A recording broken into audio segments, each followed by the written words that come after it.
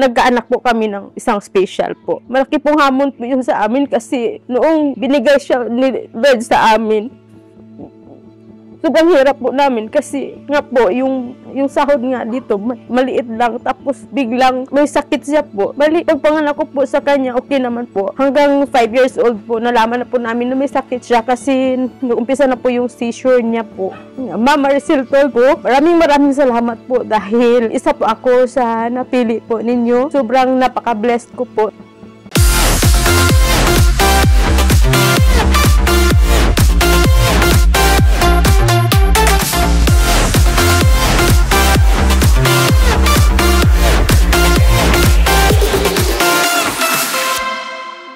Dumayo din ang aming team sa Dumaguete City, Negros Oriental para mamigay ng Hakot Challenge Sari-Sari Store. Tignan po natin ang kwento ni Madam Rizal.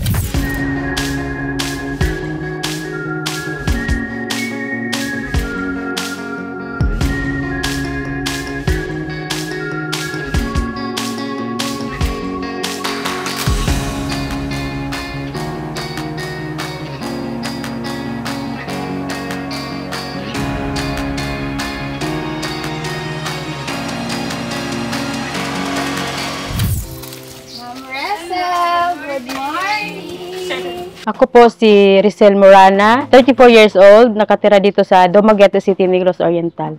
May mga anak po, ma'am. Isang 11 years old at ang isa po is 6 months old. Ano pong trabaho ninyo, ma'am, or pinagkakaabala kayo? Housewife po ako, tapos hindi ko pa pinanganak yung pangalawa ko. Dito po ako nagtitinda ng sari-sari store. Tapos nung nanganak na ako, nag-stop po dahil maliit pa po ako at may special. Yun lang po, umaasa na lang po ako sa asawa ko, pero may extra naman po ako dahil nagtitinda po ako ng load at saka nagpa-cash in po ako at cash out ng GCash po. Paano mo, ma'am, napagsasabay yung mga ginagawa mo, like yung pagtitinda mo sa kanila? Binabalance ko na lang po yung time ko po. Sino-sino, ma'am, yung mga katuwang mo, ma'am, sa pag-aalaga sa kanila? Yung binan ko po, yung binan kong lalaki at yung binan ko po na babae, tapos yung asawa ko po. Ma'am, kamusta po ang buhay dito sa Dumaguete? Dito sa Dumaguete, ma'am, mahirap pero kinakaya naman po. Lalo na ngayon, ma'am, kagaya ko po na may anak na special, nahihirapan din po kasi po sobrang mahal po ng gamot ng aking anak. Tapos may maliit pa po ako, buti na lang sawa ng Diyos. Hindi naman po nagagatas tong maliit ko kasi nagdididi na lang naman po sa akin. Yung lang po, panganay ko po, yun po yung medyo nahihirapan po talaga kami kasi yung gamot niya po, hindi po biro. Bali, 3 po yung gamot niya. Everyday po, umaga at gabi po, umiinom po siya ng gamot niya. Medyo mahal din po yung gamot niya. Kaya, mahirap din po, ma'am. Yung asawa ko lang po yung nagpapasok ng pera sa pamilya namin. Tapos magkano lang po yung sahod dito sa Dumaguete. Hindi po kasya, ma'am. Kung hindi po bumaba ng extra income, hindi po kasya yung sahod ng aking asawa po.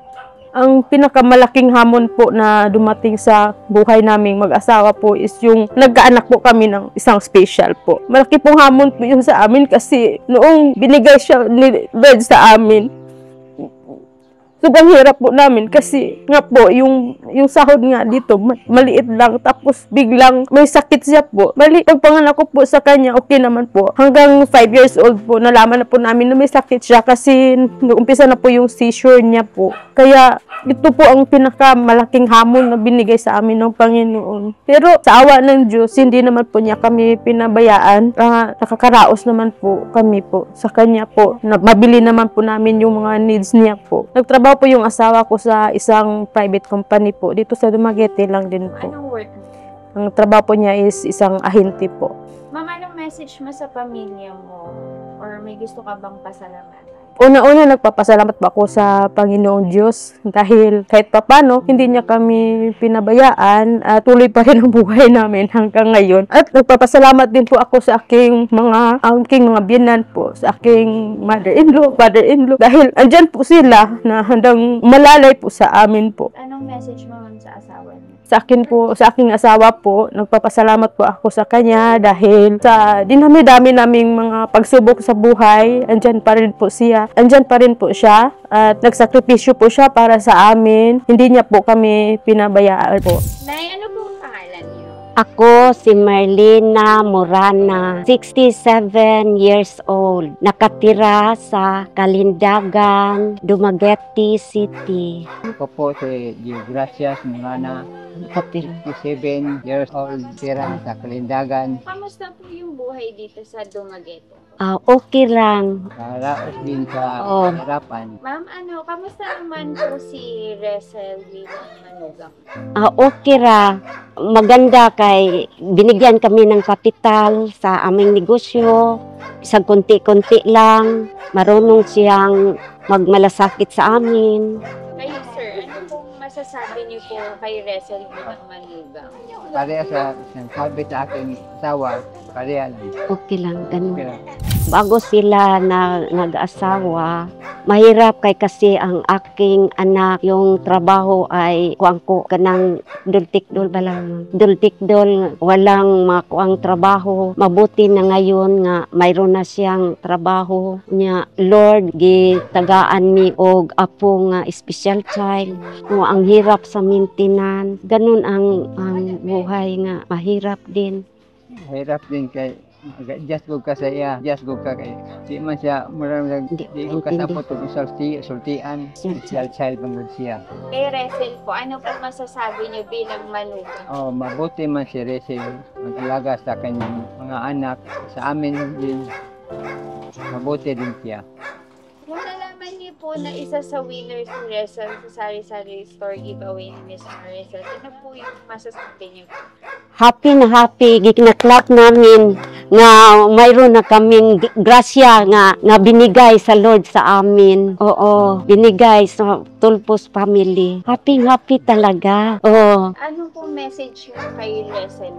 Rizal, have a good health, relax, understand your child. Okay lang, tagaan laman siya og dakong grasya sa Ginoo. Kanang naapat siya gamay bata, deng bago pa yung taong nanganak. Munang kami mo understand rami og si Rizal mo ari diri deng dili siya mo ari kay total iya mang kapital pong gigamit namo. Musabot na gud lamang mi kay luoy man pug kay bago taong nanganak, 6 months. Ano po message niyo po kay Miss Maricel bilang si Resel po, isa siya sa napili niyo? Ang aking message ay Salamat. pasalamat. Thank you Lord. Thank you ni sa mga tulpo nga napilian taon mi sa mga good luck nga gihatag. Oh, mga good luck.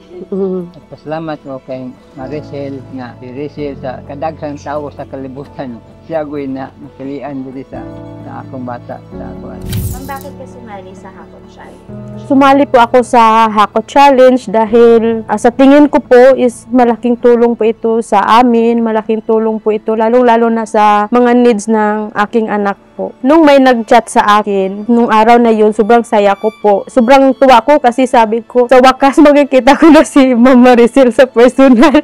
Sabi ko kahit hindi ako makahakot ng marami, basta makita ko lang daw si Ma'am Maricel. Saya na ako. Yan po sabi ko. Kung masasabi niyo ma'am kay Miss Maricel? Ma'am Maricel po, maraming salamat po dahil isa po ako sa napili po ninyo. Sobrang napaka-bless ko po. Sa dinami-dami pong sumali po sa inyong Pahakot Challenge, isa po ako sa napili po ninyo. Napakalaking tulong po ito para sa pamilya ko, para po sa amin, lalong-lalo na po para sa aking anak. Maraming salamat po Ma'am Maricel Tulfo at babatiin pa rin po kita ngayon ng happy birthday po ma'am.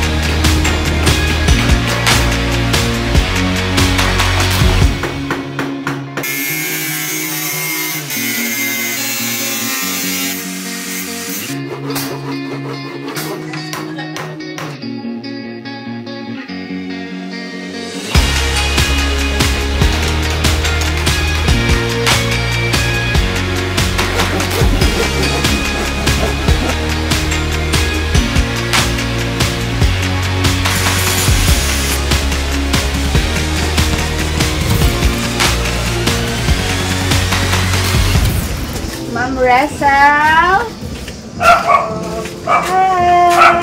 Hi, Ma'am. Ma'am, nandito po ulit yung team namin kasi ibibigay namin yung grocery na ilalagay natin sa sari-sari store. G ka na, Ma'am. Let's go. Let's go. Let's go.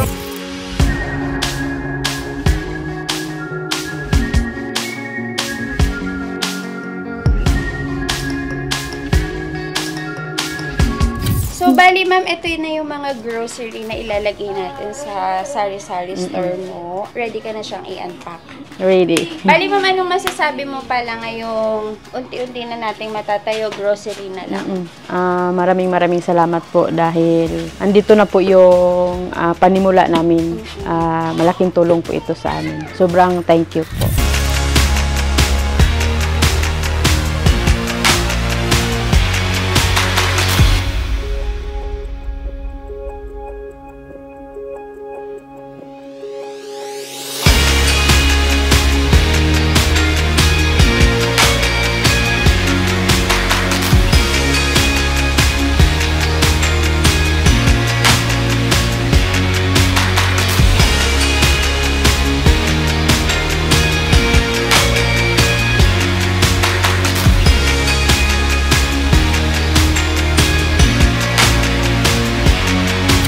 Maraming salamat po sa unang-una sa lahat, maraming salamat po sa Panginoon dahil dumating po sa amin tong malaking blessing po nga binigay po kay Ma'am Maricel Tulfo at maraming salamat din po kay Ma'am Maricel Tulfo dahil umabot po dito yung blessing niya sa kanyang pamamahagi sa kanyang kaarawan po.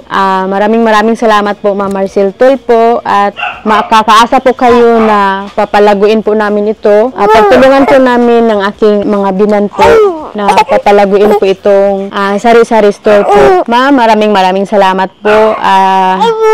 Belated happy birthday po sa inyo, ma'am. God bless at mag-ingat po kayo palagi, ma'am. Ma'am Maricel, thank you sa blessing binigay mo sa amin. Sa Lord, thank you Lord. Thank you sa blessings at belated happy birthday, Ma'am Maricel. Thank you. God bless us all. Nagpasalamat ako kay Ma'am Maricel Tulfo at sa Lord na meron kaming blessing sa kanya.